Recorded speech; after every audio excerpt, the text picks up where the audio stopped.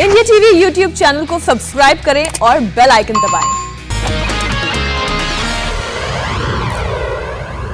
इस वक्त प्रधानमंत्री आवास पर प्रधानमंत्री नरेंद्र मोदी श्रीमद् भगवद गीता के श्लोकों की पांडुलिपि का विमोचन कर रहे हैं। वेदामृतवर्षिणीं भगवतीं अष्टादशाध्यायिनीं अम्ब त्वामनुसन्दधामि भगवद्गीते भवद्वेषिणी।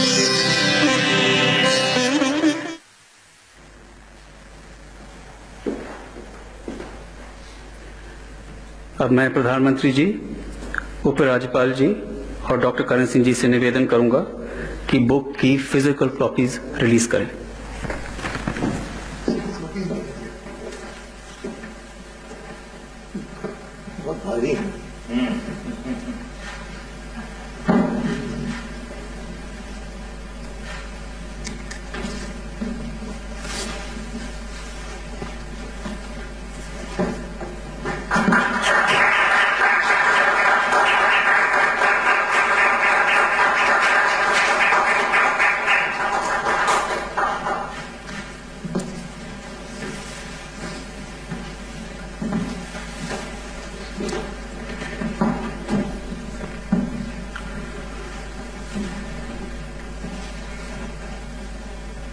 मैं प्रधानमंत्री जी से अनुरोध करूंगा कि अपने विचार हमारे सामने रखें।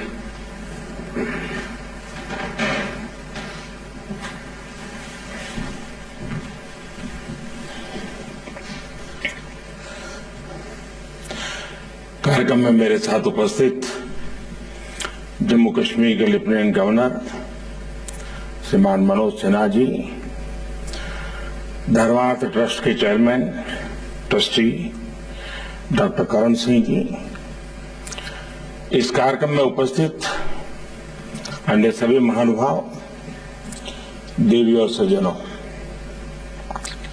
आज हम श्रीमद् भगवद गीता की 20 व्याख्याओं को एक साथ लाने वाले 11 संस्करणों का लोकार्पण कर रहे हैं। मैं इस पुनीत कार्य के लिए प्रयास करने वाले सभी विद्वानों को, इससे जुड़े हर व्यक्ति को और उनके हर प्रयास को आदरपूर्वक नमन करता हूं और उनको मैं बहुत बहुत बधाई देता हूं। आपने ज्ञान का इतना बड़ा कोष आज के युवाओं और आने वाली पीढ़ियों के लिए सुलभ करने का एक बहुत ही महान काम किया है। मैं डॉक्टर करण सिंह जी का भी विशेष रूप से अभिनंदन करता हूं, जिनके मार्गदर्शन में ये कार्य सिद्ध हुआ है। और जब भी मैं उनसे मिला हूं, एक प्रकार से ज्ञान और संस्कृति की धारा अविरत बहती रहती है।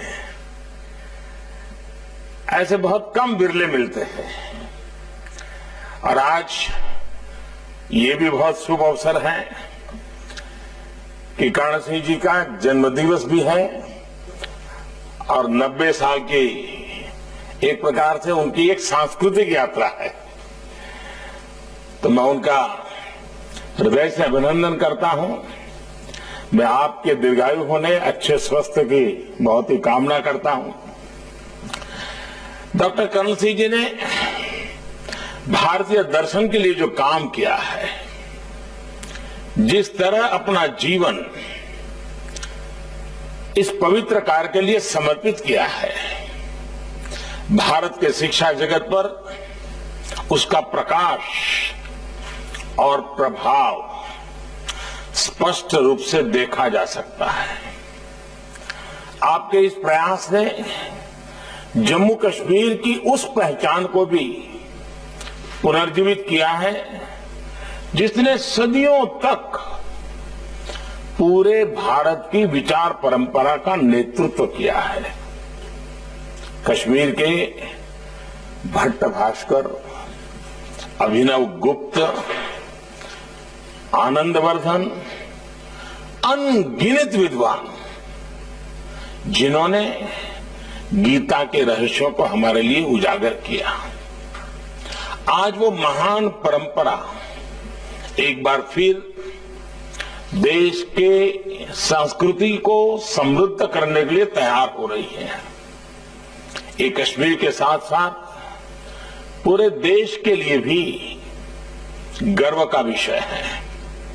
साथियों, किसी एक ग्रंथ के हर श्लोक पर ये अलग अलग व्याख्याएं, इतने मनीषियों की अभिव्यक्ति, ये गीता की उस गहराई का प्रतीक है जिस पर हजारों विद्वानों ने अपना पूरा जीवन दिया है। ये भारत की उस वैचारिक स्वतंत्रता और सहिष्णुता का भी प्रतीक है जो हर व्यक्ति को अपना दृष्टिकोण, अपने विचार रखने के लिए प्रेरित करती है। किसी के लिए गीता ज्ञान का ग्रंथ है, किसी के लिए सांख्य का शास्त्र है, किसी के लिए योग सूत्र है, तो किसी के लिए कर्म का पाठ है। और मैं जब गीता को देखता हूं तो मेरे लिए ये उस विश्वास के विश्व रूप समान है जिसका दर्शन हमें 11वें अध्याय में होता है। मम देहे गुड़ाकेश यच्च अन्नत दुष्टमो इच्छसी, अर्थात मुझ में जो कुछ भी देखना चाहो देख सकते हो। हर विचार, हर शक्ति के दर्शन कर सकते हो। साथियों, गीता के विश्व रूप ने महाभारत से लेकर आजादी की लड़ाई तक हर कालखंड में हमारे राष्ट्र का पथ प्रदर्शन किया है। आप देखिए, भारत को एकता के सूत्र में बांधने वाले आदि शंकराचार्य जी ने गीता को आध्यात्मिक चेतना के रूप में देखा। गीता को रामानुजाचार्य जैसे संतों ने आध्यात्मिक ज्ञान की अभिव्यक्ति के रूप में देखा। स्वामी विवेकानंद जी के लिए गीता अटूट कर्मनिष्ठा और अदम्य आत्मविश्वास का स्रोत रही है। गीता श्री अरबिंदो के लिए तो ज्ञान और मानवता की साक्षात अवतार थी। गीता महात्मा गांधी की कठिन से कठिन समय में पथ प्रदर्शक रही है। गीता नेताजी सुभाष चंद्र बोस की राष्ट्रभक्ति और पराक्रम की प्रेरणा रही है। ये गीता ही है जिसकी व्याख्या बाल गंगाधर तिलक जी ने की और आजादी की लड़ाई को एक नई ताकत दी, नई ऊर्जा दी थी। मैं समझता हूं कि ये सूची इतनी लंबी हो सकती है कि कई घंटे भी इसके लिए कम पड़ेंगे। आज जब देश आजादी के 75 साल मनाने जा रहा है तो हम सबको गीता के इस पक्ष को भी देश के सामने रखने का प्रयास करना चाहिए। कैसे गीता ने हमारी आजादी की लड़ाई को ऊर्जा दी, कैसे हमारी स्वाधीनता सेनानियों को देश के लिए अपना सर्वस्व बलिदान करने का साहस दिया, कैसे गीता ने देश को एकता के आध्यात्मिक सूत्र में बांध कर रखा। इस सब पर भी हम शोध करें, लिखें और अपनी युवा पीढ़ी को इससे परिचित कराएं। साथियों, गीता तो भारत की एकजुटता, समत्व की भावना का मूल पाठ है, क्योंकि गीता कहती है समम सर्वेषु भूतेषु तिष्ठन्तम परमेश्वरम, अर्थात प्राणी मात्र में ईश्वर का निवास है, नर ही नारायण है। गीता हमारी ज्ञान और शोध की प्रवृत्ति की प्रतीक है, क्योंकि गीता कहती है नहीं ज्ञानेन सदस्यम, नहीं ज्ञानेन सदस्यम पवित्रम निहि विद्यते, अर्थात ज्ञान से पवित्र और कुछ भी नहीं है। गीता भारत के वैज्ञानिक चिंतन की, साइंटिफिक टेम्परामेंट की भी गीता ऊर्जा स्रोत है, क्योंकि गीता का वाक्य है ज्ञानम विज्ञानम सहितम, ज्ञानम विज्ञानम सहितम यद ज्ञात्वा मोक्ष से अशुभात्, अर्थात ज्ञान और विज्ञान जब साथ मिलते हैं तभी समस्याओं का, दुखों का समाधान होता है।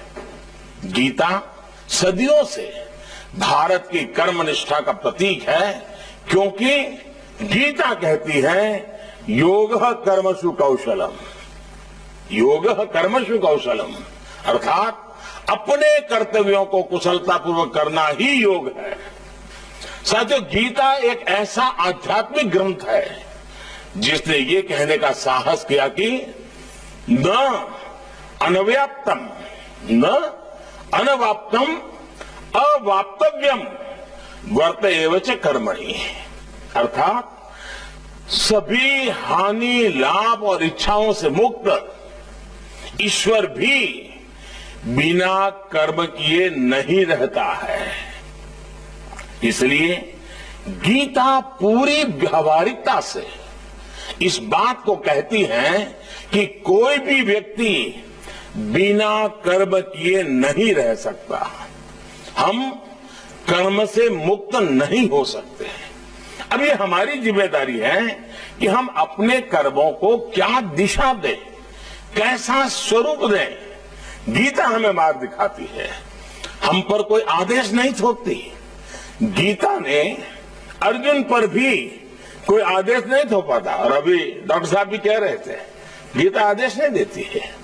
श्री कृष्ण ने पूरी गीता के उपदेश के बाद अंतिम अध्याय में अर्जुन से यही कहा, अरे सब कुछ करने के बाद जितना जोर लगाना था लगा लिया, लेकिन आखिर में क्या कहा, यथा इच्छसी तथा कुरु, यानी अब मैंने जितना कहना था कह दिया, अब तुम्हें जैसा ठीक लगे ऐसा तुम करो। ये अपने आप में शायद इससे ज्यादा लिबरल थिंकिंग कोई नहीं हो सकता है। कर्म और विचारों की ये स्वतंत्रता ही भारत के लोकतंत्र की सच्ची पहचान रही है। हमारा लोकतंत्र हमारे विचारों की आजादी देता है, काम की आजादी देता है, अपने जीवन के हर क्षेत्र में समान अधिकार देता है। हमें आजादी उन लोकतांत्रिक संस्थाओं से मिलती है जो हमारे संविधान की संरक्षक है। इसलिए जब भी हम अपने अधिकारों की बात करते हैं तो हमें अपने लोकतांत्रिक कर्तव्यों को भी याद रखना चाहिए। आज कुछ लोग ऐसे भी हैं जो इसी कोशिश में रहते हैं कि कैसे संवैधानिक संस्थाओं की गरिमा पर, उनकी विश्वसनीयता पर चोट की जाए। हमारी संसद हो, न्यायपालिका हो, यहां तक कि सेना भी उस पर भी अपने राजनीतिक स्वार्थ में हमले करने की कोशिश होती रही है। ये प्रवृत्ति देश को बहुत नुकसान पहुंचाती है। संतोष की बात है कि ऐसे लोग देश की मुख्य धारा का प्रतिनिधित्व नहीं करते हैं। देश तो आज अपने कर्तव्यों को ही संकल्प मान करके आगे बढ़ रहा है। गीता के कर्मयोग को अपना मंत्र बनाकर देश आज गांव, गरीब, किसान, मजदूर, दलित, पिछड़े समाज के हर वंचित व्यक्ति की सेवा करने में उनका जीवन बदलने का प्रयास कर रहा है। साथियों, गीता के माध्यम से भारत ने देश और काल की सीमाओं से बाहर पूरी मानवता की सेवा की है। गीता तो एक ऐसा ग्रंथ है जो पूरे विश्व के लिए है, जीव मात्र के लिए है। दुनिया की कितनी ही भाषाओं में इसका अनुवाद किया गया, कितने ही देशों में इस पर शोध किया जा रहा है। विश्व के कितने ही विद्वानों ने इसका सानिध्य लिया है। ये गीता ही है जिसने दुनिया को निस्वार्थ सेवा जैसे भारत के आदर्शों से परिचित कराया। नहीं तो भारत की निस्वार्थ सेवा, विश्व बंधुत्व की हमारी भावना, ये बहुतों के लिए किसी आश्चर्य से कम नहीं होती। आप देखिए, कोरोना जैसी महामारी दुनिया के सामने आई, उस समय जैसे पूरा विश्व इस क्षेत्र से अनजान था, एक अननोन एनिमी था। दुनिया तैयार नहीं थी, मानव तैयार नहीं था, और वैसी ही स्थिति भारत के लिए भी थी। लेकिन भारत ने खुद को भी संभाला और विश्व की सेवा भी के लिए भी जो भी कर सकता है पीछे नहीं रहा। दुनिया के देशों को दवाइयां पहुंचाई, जरूरत जिन सामग्री की थी उसको पहुंचाया। आज दुनिया के कई ऐसे देश जिनके पास वैक्सीन के लिए साधन संसाधन नहीं थे, भारत ने उनके लिए बिना किसी बंद अनुबंध और शर्त के, कोई शर्त नहीं, हमने वैक्सीन पहुंचाई। वहां के लोगों के लिए भी ये सेवा किसी सुखद आश्चर्य से कम नहीं है, उनके लिए ये अलग ही अनुभव है। साथियों, इसी तरह दूसरे देशों के भी जो लोग दुनिया में अलग अलग जगह फंसे थे, भारत ने उन्हें भी सुरक्षित निकाला, उनके देश पहुंचाया। इसमें भारत ने नफा नुकसान का कोई गणित नहीं लगाया। मानव मात्र की सेवा को ही कर्म मानकर भारत ने ये कर्तव्य निभाया। जब दुनिया के लोग, विश्व के नेता इसे भारत द्वारा की गई सहायता बताते हैं, भारत के प्रति मुझे धन्यवाद देते हैं, तो मैं कहता हूं कि भारत के लिए ये सहायता नहीं, संस्कार है। भारत की दृष्टि में ये महानता नहीं, मानवता है। भारत सदियों से इसी निष्काम भाव से मानव मात्र की सेवा कैसे करते आ रहा है, ये मर्म दुनिया को तब समझ आता है जब वो गीता के पन्ने खोलती है। हमें तो गीता ने पग पग पर यही सिखा है, कर्मण्येवाधिकारस्ते मा फलेषु कदाचन, यानी बिना फल की चिंता किए निष्काम भावना से कर्म करते रहो। गीता ने हमें बताया है, युक्तः कर्म फलम त्यक्त्वा शांतिम आपनोति नैष्ठिकीम्, अर्थात फल या लाभ की चिंता किए बिना कर्म को कर्तव्य भाव से, सेवा भाव से करने में ही आंतरिक शांति होती है। यही सबसे बड़ा सुख है, सबसे बड़ा अवॉर्ड है। साथियों, गीता में तामसिक, राजसिक और सात्विक 3 प्रवृत्तियों का वर्णन भगवान कृष्ण ने दिया है। यहां जब आप एक प्रकार से गीता से जुड़े हुए मर्मज्ञ लोग भी मेरे सामने हैं, आप सब जानते ही हैं कि गीता के 70वें अध्याय में इस पर कई श्लोक हैं, और मैंने अनुभव के हिसाब से अगर हम सरल भाव में इन तामसिक, राजसिक और सात्विक प्रवृत्तियों को कहें तो जो कुछ भी सबके पास है वो मेरा हो जाए, हमें मिल जाए, यही तामसिक प्रवृत्ति है। इसके कारण दुनिया में युद्ध होते हैं, अशांति होती है, षड्यंत्र होते हैं। जो मेरा है वो मेरे पास रहे, जो किसी और का वो उसका है, वो उसी में वो अपना गुजारा करें। ये राजसिक यानी सामान्य दुनियावी सोच है। लेकिन जो मेरा है वो उतना ही सबका है, मेरा सब कुछ मानव मात्र का है, ये सात्विक प्रवृत्ति है। इसी सात्विक प्रवृत्ति पर भारत ने हमेशा से अपने मानवीय मूल्यों को आकार दिया है, समाज का मापदंड बनाया है। हमारे यहाँ परिवारों में भी, बच्चों को भी सबसे पहले यही सिखाते हैं, कुछ भी मिले पहले सबको बांट दो, बाद में खुद रखो। मेरा नहीं करते, मिलकर चलते हैं। इन्हीं संस्कारों के कारण भारत ने कभी अपनी पूंजी को, अपने ज्ञान को, और अपने आविष्कारों को केवल आर्थिक आधार पर नहीं देखा। हमारा गणित का ज्ञान हो, टेक्सटाइल हो, मेटलर्जी हो, जैसे कई प्रकार के व्यापारिक अनुभव हो, या फिर आयुर्वेद का विज्ञान हो, हमने इन्हें मानवता की पूंजी माना।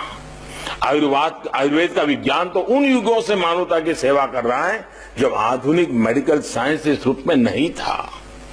आज भी जब दुनिया एक बार फिर से हर्बल और नेचुरल की बात कर रही है, ट्रीटमेंट से पहले हीलिंग की ओर देख रही है, आज जब आयुर्वेद पर अलग अलग देशों में शोध हो रहे हैं तो भारत उसे प्रोत्साहित कर रहा है, अपनी मदद भी दे रहा है। अतीत में भी हमारे प्राचीन विश्वविद्यालयों में विदेशी छात्र आए, विदेशी यात्री आए, हर किसी को हमने अपना ज्ञान विज्ञान पूरी उदारता से दिया। हमने जितनी ज्यादा प्रगति की उतना ही मानव मात्र की प्रगति के लिए और प्रयास हम करते रहे हैं। साथियों, हमारे यही संस्कार, हमारा यही इतिहास आज आत्मनिर्भर भारत के संकल्प के रूप में एक बार फिर जागृत हो रहा है। आज एक बार फिर भारत अपने सामर्थ्य को संभाल रहा है ताकि वो पूरे विश्व की प्रगति को गति दे सके, मानवता की ओर ज्यादा सेवा कर सके। हाल के महीनों में दुनिया ने भारत के जिस योगदान को देखा है, आत्मनिर्भर भारत में वही योगदान और अधिक व्यापक रूप में दुनिया के काम आएगा। इस लक्ष्य को पूरा करने के लिए आज देश को गीता के कर्मयोग की जरूरत है।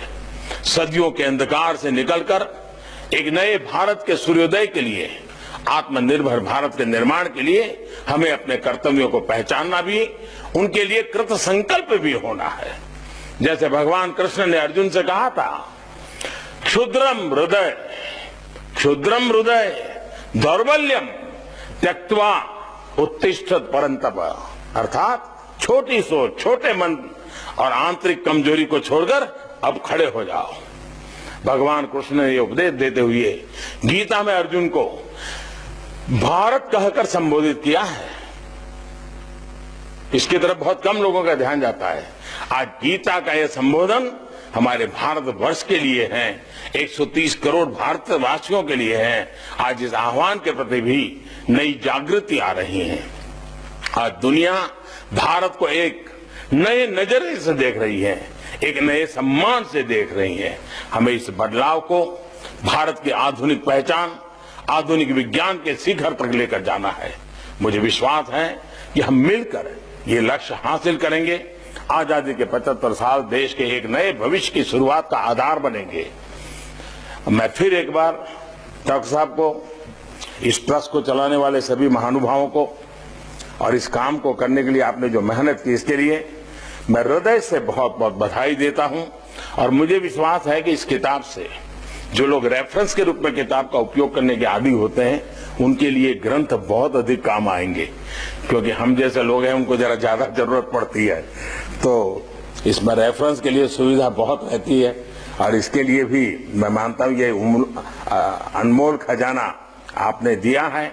और मैं इस बात से पूरी तरह सहमत हूं, शायद विश्व का ये पहली चिंतन धारा ऐसी है, ये विश्व का पहला ऐसा ग्रंथ है, विश्व का पहला ऐसा मार्गदर्शन है जो युद्ध की भूमि में रचा गया है, शंखनाद के बीच रचा गया है, जहां जय पराजय दरवाजे पर दस्तक दे रहा था, उस समय कहा गया है ऐसी प्रतिकूल वातावरण, अशांत वातावरण, उद्वेग वाले वातावरण, उसमें इतना शांत चित्त विचारधारा निकलना, ये इस अमृत प्रसाद के सिवाय कुछ नहीं हो सकता है। ऐसा गीता का ज्ञान आने वाली पीढ़ियों को वो जो उस भाषा में समझे, जिस रूप में समझे, उस रूप में देते रहना हर पीढ़ी का काम है। डॉक्टर करण सिंह जी ने, उनके पूरे परिवार ने, उनकी महान परंपरा ने इस काम को हमेशा जीवित रखा है। आगे की पीढ़ियां भी जीवित रहेगी, ये मुझे पूरा विश्वास है। और डॉक्टर करण सिंह जी की सेवाएं हम हमेशा याद रखेंगे। इस महान कार्य के लिए मैं आदरपूर्वक उनका नमन करता हूं। और उन आयु में इतने वरिष्ठ हैं, सार्वजनिक जीवन में इतने वरिष्ठ हैं कि उनके आशीर्वाद हम पर बने रहें, ताकि हम भी इन आदर्शों को लेकर कुछ न कुछ देश के लिए करते रहें। बहुत बहुत धन्यवाद।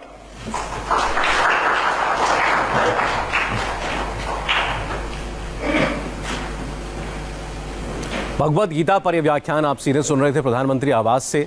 एक पांडुलिपि का विमोचन प्रधानमंत्री ने किया और अपने विचार वो व्यक्त कर रहे थे।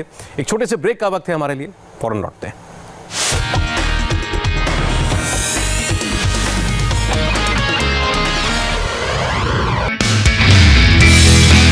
नमस्ते, मैं हूं मीनाक्षी जोशी। वीडियो और खबरों से अपडेट रहने के लिए India TV YouTube channel subscribe करें, बेल आइकन दबाना ना भूलें। जुड़े रहें इंडिया टीवी के साथ।